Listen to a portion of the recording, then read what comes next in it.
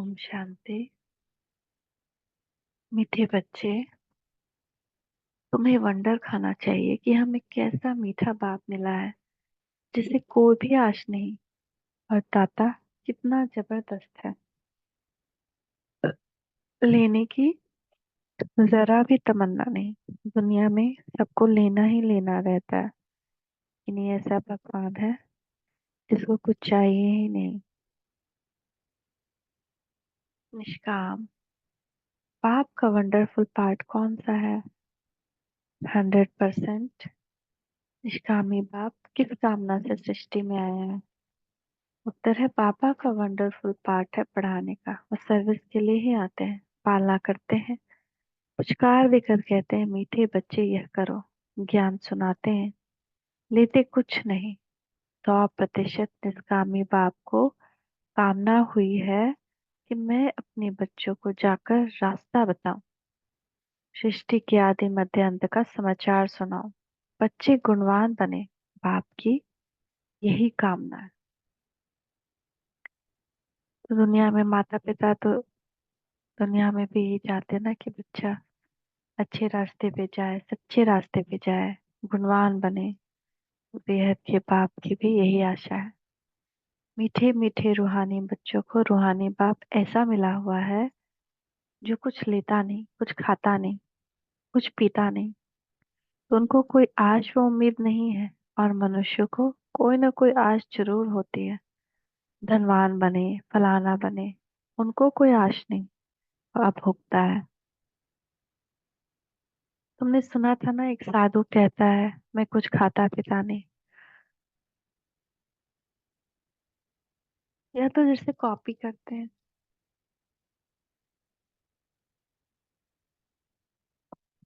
सारे विश्व में एक ही बाप है जो कुछ लेता करता नहीं। तो बच्चों को ख्याल करना चाहिए कि हम किसके बच्चे हैं, बाप कैसे आकर इनमें प्रवेश करते हैं। खुद की कोई तमन्ना नहीं, खुद तो गुप्त है। उनकी जीवन कहानी को तुम बच्चे ही जानते हो। तुम्हारे में भी थोड़े हैं, पूरी रीति समझते हैं। दिल में आना चाहिए कि हमको ऐसा बाप मिला है जो ना कुछ खाता है, न पीता है, न लेता है। कुछ भी उनको दरकार नहीं। ऐसे तो कोई हो नहीं सकता। एक ही निराकार ऊंचते ऊंच भगवान ही गाया हुआ है। उनको ही सब याद करते हैं। और तुम्हारा बाप भी अभोक्ता, टीचर भी अभोक्ता, सतगुरु भी अभोक्ता, कुछ भी लेते नहीं। लेकर वो क्या करेंगे? यह भी वंडरफुल बाप है। अपने लिए जरा भी आस नहीं। ऐसे कोई मनुष्य होता नहीं। मनुष्य को तो खाना कपड़ा आदि सब चाहिए। मुझे कुछ नहीं चाहिए। मुझे तो बुलाते हैं कि आकर पतितों को पावन बनाओ। मैं हूँ निराकार, मैं कुछ नहीं लेता। मुझे तो अपना आकार ही नहीं, मैं सिर्फ इनमें प्रवेश करता हूँ। बाकी खाती पीती इनकी आत्मा है। मेरी आत्मा को कुछ भी आश नहीं। हम सर्विस के लिए ही आते हैं। सोच करना होता है कैसा वंडरफुल खेल है। एक बाप सबका प्यारा है। उनको जरा भी आश नहीं। सिर्फ आकर पढ़ाते हैं, पालना करते हैं, पुचकार देते हैं मीठे बच्चे यह करो। ज्ञान सुनाते हैं, लेते कुछ भी नहीं। करण करावनहार बाप ही है। समझो, कुछ शिव बाबा को दिया, वह क्या करेंगे? टोली लेकर खाएंगे। शिव बाबा को तो शरीर ही नहीं, तो लेवे कैसे? और सर्विस देखो कितनी करते हैं। सबको अच्छी अच्छी मत देकर गुलगुल बनाते हैं। बच्चों को वंडर खाना चाहिए। बाप तो है ही दाता। दाता भी कितना जबरदस्त। और कोई तमन्ना नहीं। ब्रह्मा को भल फुरना है, इतने बच्चों की संभाल करनी है, खिलाना पिलाना है। वैसा जो भी आता है शिव बाबा के लिए ही आता है। हमने तो सब कुछ स्वाहा कर दिया। बाप की श्रीमत पर चल, अपना सब कुछ सफल कर भविष्य बनाते हैं। बाप तो 100% निष्कामी है। सिर्फ यह फुरना है कि सबको जाकर रास्ता बताओ, सृष्टि के आदि मध्य अंत का समाचार सुनाओ। और तो कोई जानते नहीं, तुम बच्चे ही जानते हो। बाप टीचर के रूप में पढ़ाते हैं, फी आदि कुछ लेते नहीं। तुम शिव बाबा के नाम पर लेते हो, वह रिटर्न में मिलता है। बाबा में यह तमन्ना है क्या कि हम नर से नारायण बने।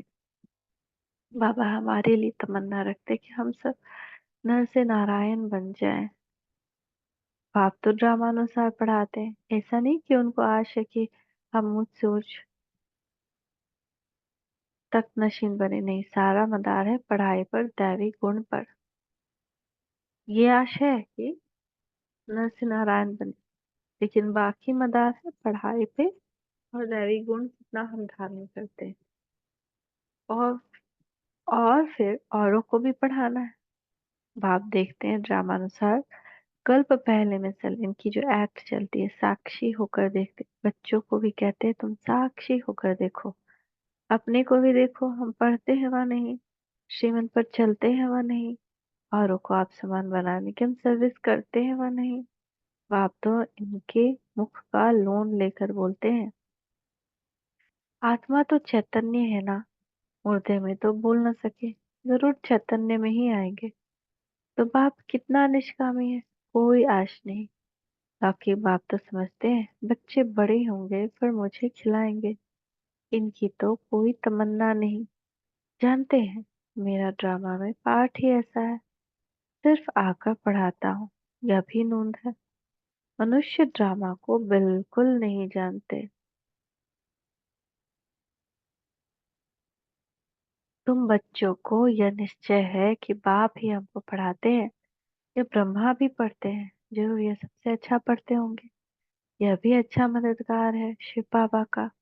हमारे पास तो कुछ धन है नहीं, बच्चे ही धन देते और लेते हैं, दो मुट्ठी देते हैं और भविष्य में लेते हैं। कोई के पास कुछ नहीं तो कुछ देते नहीं, बाकी हाँ अच्छा पढ़ते हैं तो भविष्य में अच्छा पद पाते हैं। यह भी बहुत थोड़े हैं जिनको याद रहता है कि हम नई दुनिया के लिए पढ़ रहे हैं। इन्होंने तो क्या सोचते हैं कि अब भी हमारा पढ़ाई से सारा प्रॉब्लम खत्म हो जाए, लेकिन अभी तो हमको शक्ति मिलती है ना कि हम अपने प्रॉब्लम को फेस कर पाए। प्रॉब्लम खत्म हो जाए ये कैसे हो सकता है, क्योंकि जन्म जन्मांतर का विकर्म चुकाना है। तो जैसे बच्चा बीमार होता है तो लौकिक में भी माँ बाप क्या करता है, माँ बाप हिम्मत बनाता है ना कि सब ठीक हो जाए, सब ठीक हो जाए, कुछ ना कुछ युक्ति बताएगा, कुछ न कुछ उपाय सुझाएगा। लेकिन हर लेवे ये तो दुनिया में कोई माँ बाप नहीं कर सकता, क्योंकि कर्म का से फल से सब बंधा हुआ है। कर्म जो जैसा करेगा उसको वैसा फल मिलना ही मिलना है। भगवान भी इस ड्रामा के कर्म के विधान से बंधा हुआ है।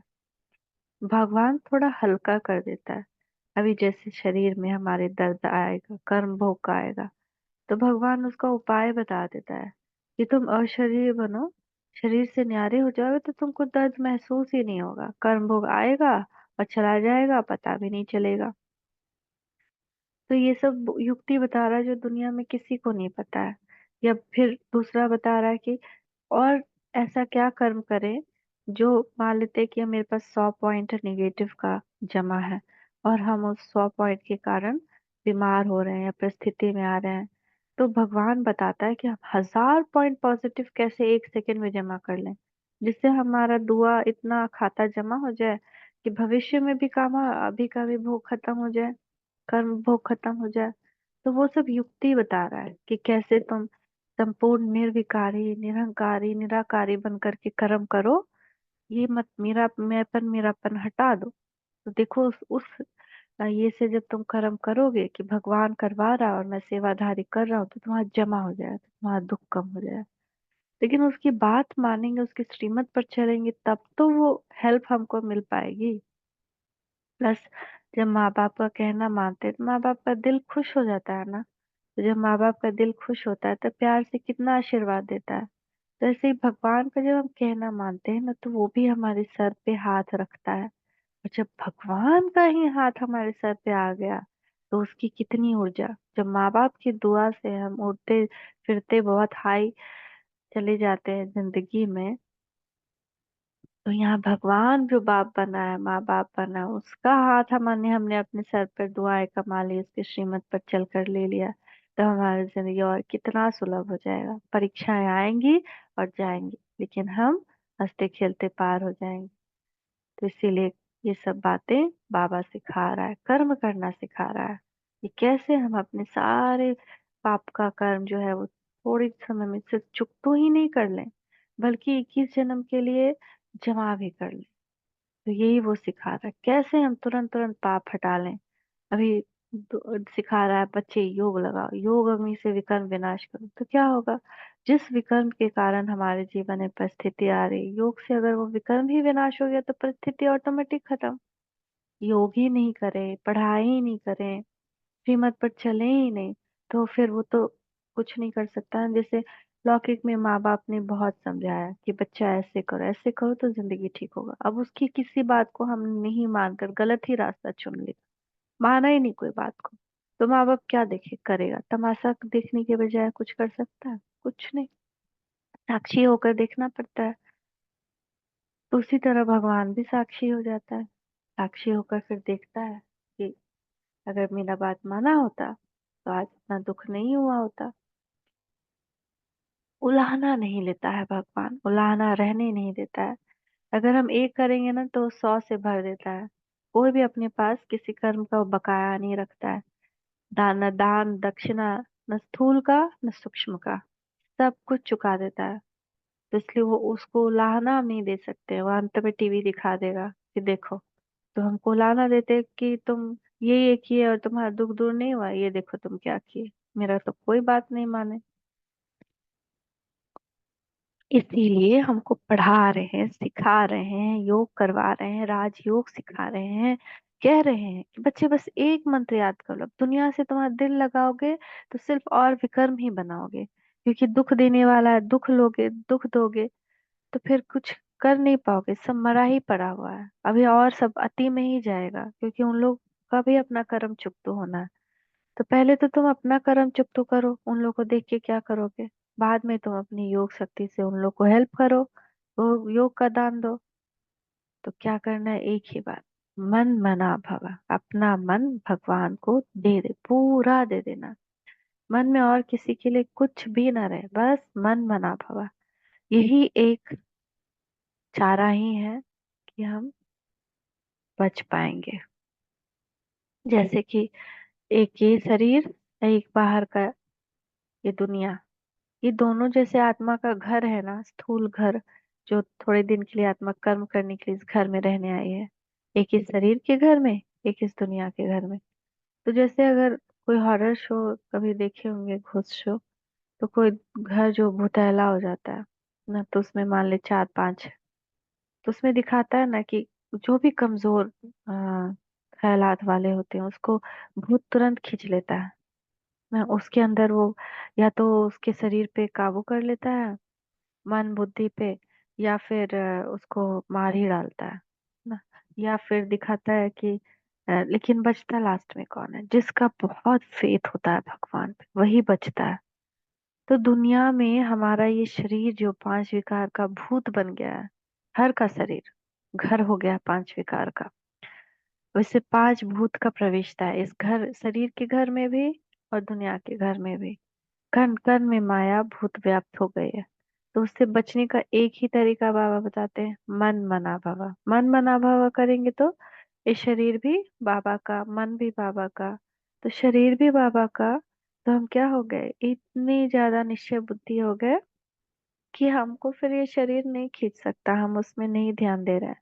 बाबा बार बार इसीलिए कहते हैं, मिट्टी में अपना पाँव मत रखो, भूत खींच लेगा। और फिर इस दुनिया में भी वही है, देहधारी सब है, उसके देह की तरफ नहीं देखो, उसके भ्रुकुटी के बीच आत्मा को देखकर बात करो। देह को देखोगे भूत खींच लेगा। तो पूरा दुनिया एक भूत बंगला बन गया है। तो ये याद रहे, मन बना भर। परंतु बहुत हैं जो दुनियावी बातों में समय बर्बाद करते हैं। बाबा क्या पढ़ाते हैं, कैसे पढ़ाते हैं, कितना उच्च पद पाना है, सब कुछ भूल जाते हैं। कैसे भूल जाते हैं, भूत खींच लेता है। आपस में ही लड़ते झगड़ते टाइम वेस्ट करते रहते हैं। जो बड़ा इम्तिहान पास करते हैं और कभी अपना समय वेस्ट नहीं करते। कभी जिसको एम जिंदगी में सोच लिया कि हमको बड़ा बनना है ना, कोई सोच लिया आईएएस बनना है, ऑफिसर बनना है, या कुछ भी बड़ा सोच लिया, तो कैसे दिन और रात एक करने में लग जाता है। लेकिन कोई बस सोचा भी मगर मेहनत नहीं किया, वो भी नहीं पाएगा। और कोई तो सोचता भी नहीं है कि हाँ हम इतना कुछ बड़ा करें लाइफ में। अच्छी तरह पढ़ेंगे, श्रीमत पर चलेंगे। कौन? जो बड़ा इम्तिहान पास कर बड़ा बनना चाहते हैं, नारायण लक्ष्मी का पद पाना चाहते हैं, श्रीमत पर तो चलना पड़े ना। बाप कहते हैं तुम तो नाफरमानदार हो। अब जो लोग बाबा का फरमान नहीं मानते हैं उनको बाबा कह रहे हैं तुम नाफरमानदार। तो कितना बड़ा बात, भगवान एक किसी के ऊपर दुआओं का हाथ रख दे जब हम उसकी आज्ञा पर चल रहे हैं, और एक कह दे कि तुम नाफरमान बदाल, तो उसको दुनिया में किसका हेल्प मिलेगा? किसी का भी नहीं मिल सकता है। बाप ही रूठ गया उससे, तो कौन उस पे उसके उसकी लाइफ में अच्छा कर सकता है? श्रीमत देता हूँ, बाप को याद करो तो भूल जाते हो। ये तो कमजोरी कहेंगे ना। बाबा बार बार कह रहे, श्रीमत दे रहे हैं, आज्ञा कर रहे हैं कि बच्चे मुझे याद करो तो तुम्हारा भी कर्म विनाश हो। लेकिन तुम बार बार भूल जाते हो, लौकिकता में चले जाते हो, तो ये कमजोरी कहेंगे ना। पूरे दिन में कितना बाबा याद रहा और कितना माया याद आई।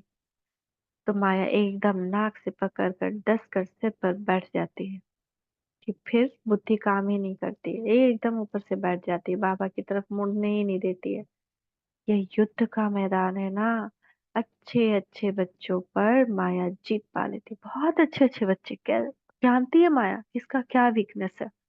वो वीकनेस का ही सिचुएशन ला के उसको हटा देती है। तो हमको पहले तो एकदम सतर्क रहना होगा, नहीं तो किस पर कैसे माया वार करेगी नहीं पता। अपनी वीकनेस को अपने ऊपर हावी नहीं होने देना, तो बाबा को दे दिया। अब जैसे किसी का वीकनेस है कि ना थोड़ा घूमने फिरने, थोड़ा ऐशो आराम बहुत अच्छा दिखा दिया तो भगवान को भूल गया। तो ऐसा भी था जो बहुत योग में अच्छा आ रहा था, और थोड़ा घर बार से उसको फॉरेन घुमाया गया, उसके बाद योग ही उसका खत्म। 1 महीना घूमा और उसके बाद योग ही में उसका मन लगना खत्म, बुद्धि ही खत्म हो गई। उसको याद ही नहीं कि हम आते थे योग करते थे, वो अनुभूति क्या थी, वो क्या था, सब कुछ खत्म। तो ऐसे माया। और किसी को बुरा बात सुनना अच्छा नहीं लगता, किसी को सॉफ्ट सॉफ्ट सोचता है ऐसा उससे प्यार से बात करे, सॉफ्ट बात करे, तो फिर उसके सामने माया ऐसा सिचुएशन लाती है कि उसको कोई सब बहुत कड़ा व्यवहार कर दे उसके साथ, तो फिर उसका माया बुद्धि हटाती है बाबा से, मेरे साथ ऐसा क्यों होता है, ये क्यों होता है, उस बात में उलझ जाता है, बाबा को भूल जाता है। तो किसी को सिचुएशन अच्छा नहीं लगता है कि घर का परिवार कुछ डिफरेंट तरह से व्यवहार कर रहा है, फिर माया वैसा सिचुएशन लाती है, सब भुला देती है। अपने कल्याण के लिए बुद्धि चलानी चाहिए कि हम कैसे पुरुषार्थ करके नहीं। हाँ, फिर अच्छे अच्छे बच्चों पर माया जीत पा लेती है। फिर नाम किसका बदनाम होता है? शिव बाबा का। हमने ऐसा किया तो शिव बाबा का नाम बदनाम किया ना, देखो ये तो योग कर रहे थे, अभी देखो वापस दुनिया में आ गए। तो गायन भी है ना, गुरु का निंदक थोड़ ना पाए, फिर उसको कहीं दुनिया में ठिकाना मिल ही नहीं सकता, उसका किसी तरह से कल्याण नहीं हो सकता। ऐसे माया से हराने वाले फिर थौर कैसे पाएंगे?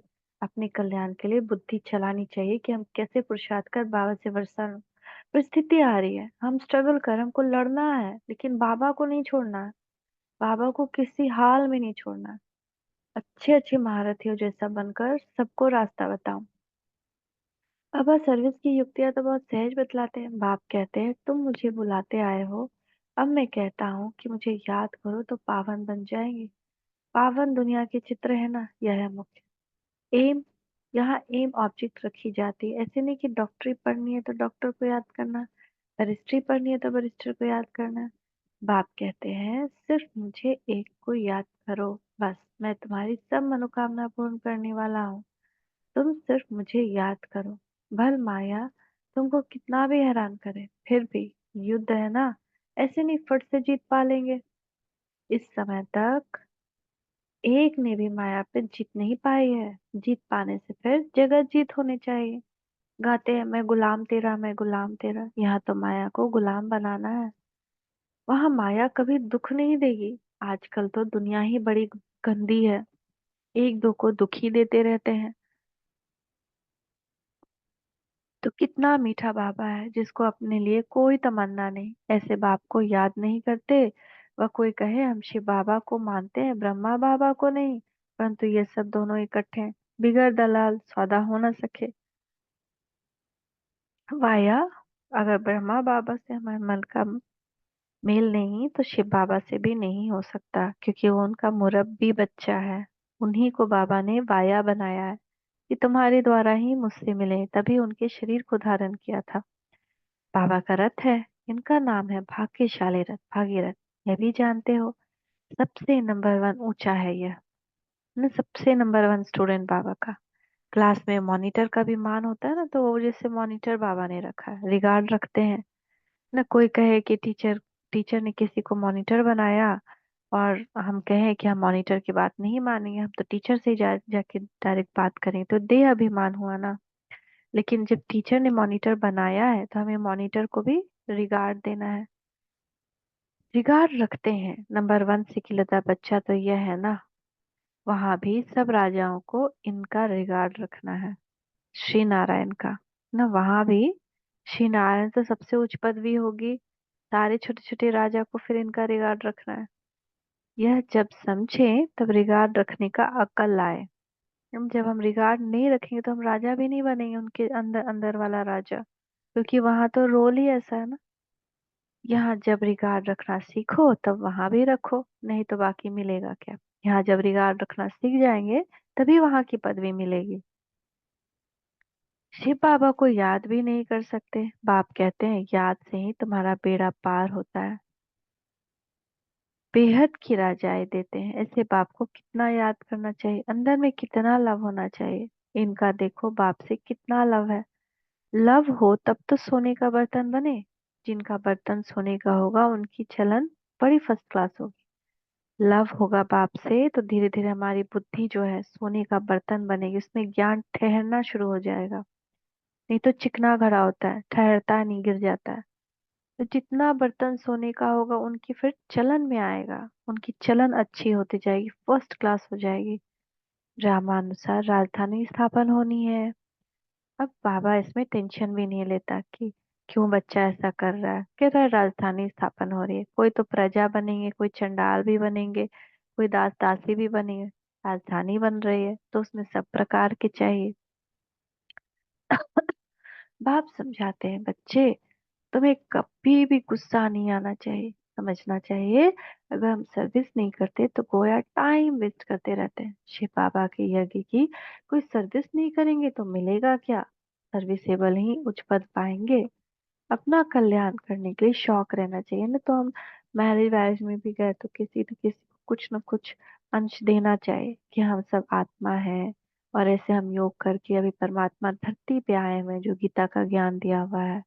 तो हम अगर वहां पे जरा भी सर्विस नहीं की तो फिर कल्याण तो नहीं किया ना किसी का। तो बाबा ये कह रहे सर्विसेबल ही उच्च पद पाएंगे, अपना कल्याण करने के लिए शौक रहना चाहिए। नहीं करते तो पद भ्रष्ट करते हैं। स्टूडेंट अच्छा पढ़ते हैं तो टीचर भी खुश होगा ना, समझेंगे ये हमारा नाम बाला करेंगे, इनके कारण हमको इजाफा मिलेगा। बाप टीचर आदि सब खुश होंगे। अच्छे सबूत बच्चों पर माँ बाप भी कुर्बान जाते हैं। जो बहुत अच्छी सर्विस करते हैं तो बाप भी सुनकर खुश होते हैं। तो लौकिक में भी जो बच्चे बहुत अच्छा पढ़ाई करते हैं, माँ बाप के पास नहीं भी होता है ना, तो कुछ भी होता है वो बेच बाच के भी कैसे भी सोचते हैं कि नहीं बहुत अच्छा पढ़ रहा है, इसका ये बनाना चाहिए। कुर्बान जाते हैं, सब कुछ अपना निछावर करते हैं। अगर कुछ गहना हुआ, जमीन जायदाद हो, तब भी उसके लिए बेच देते हैं।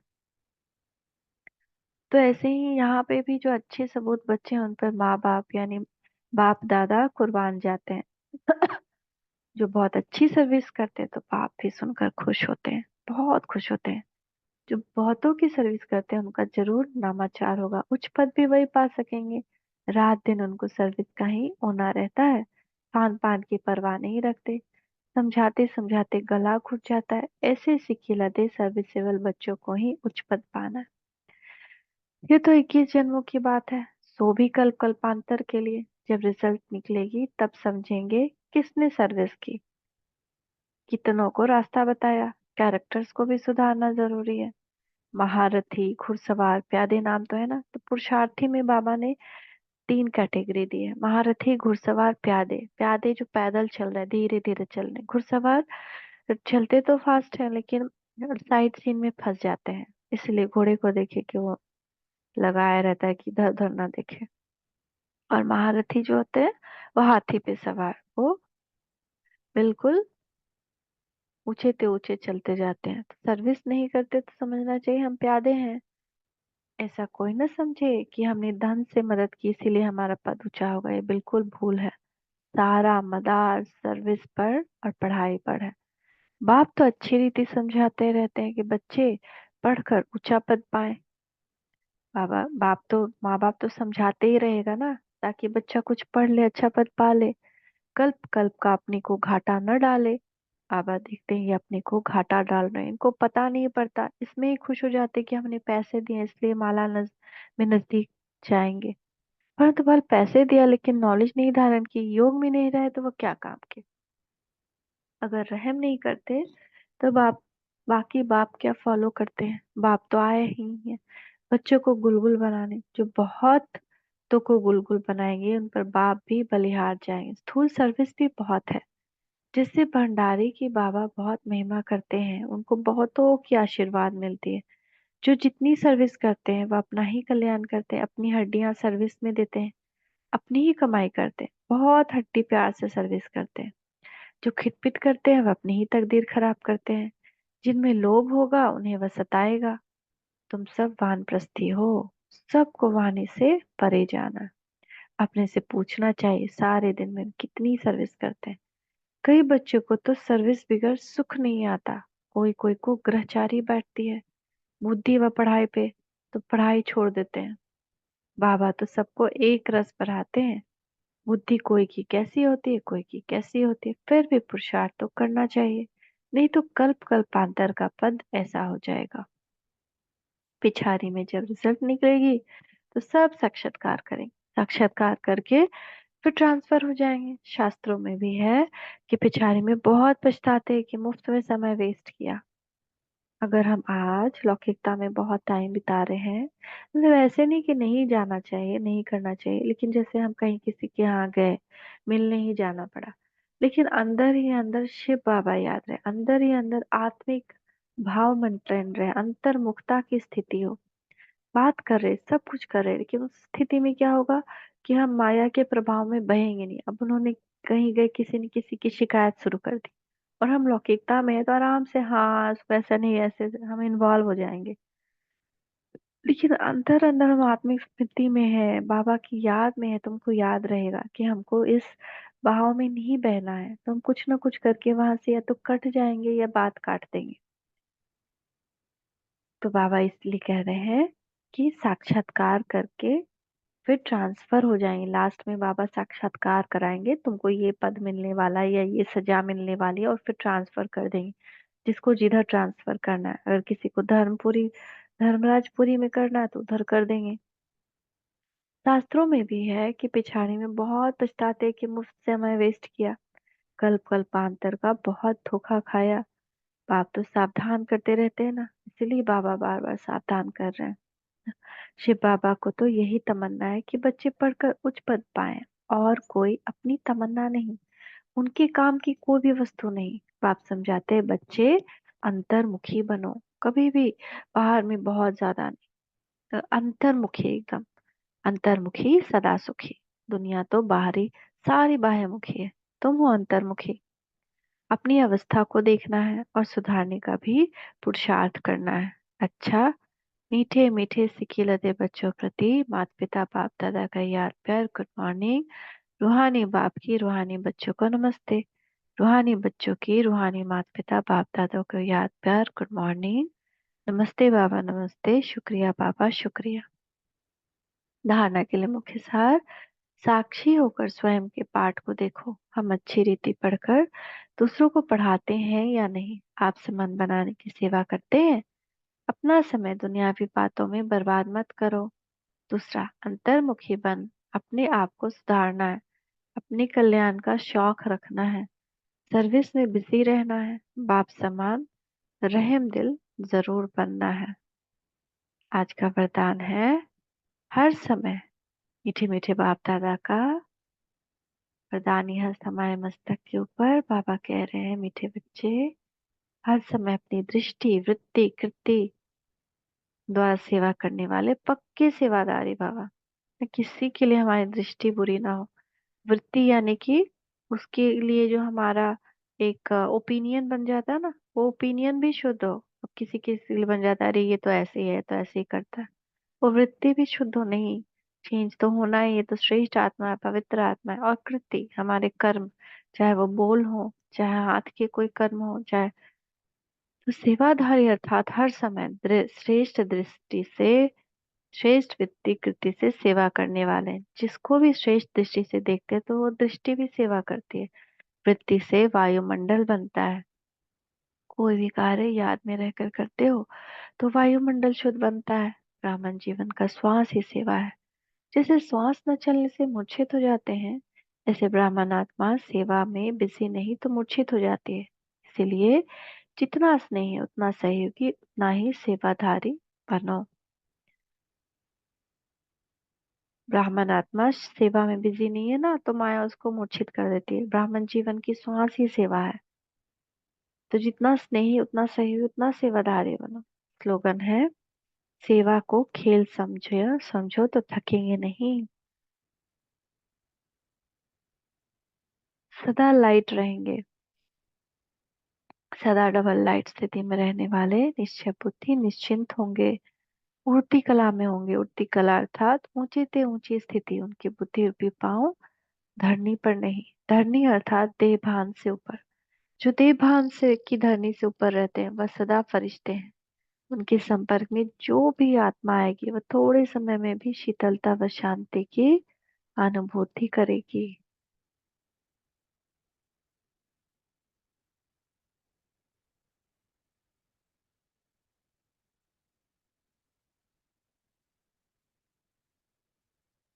आज का व्यक्त सारा है, मैं निश्चय बुद्धि निश्चिंत आत्मा हूँ।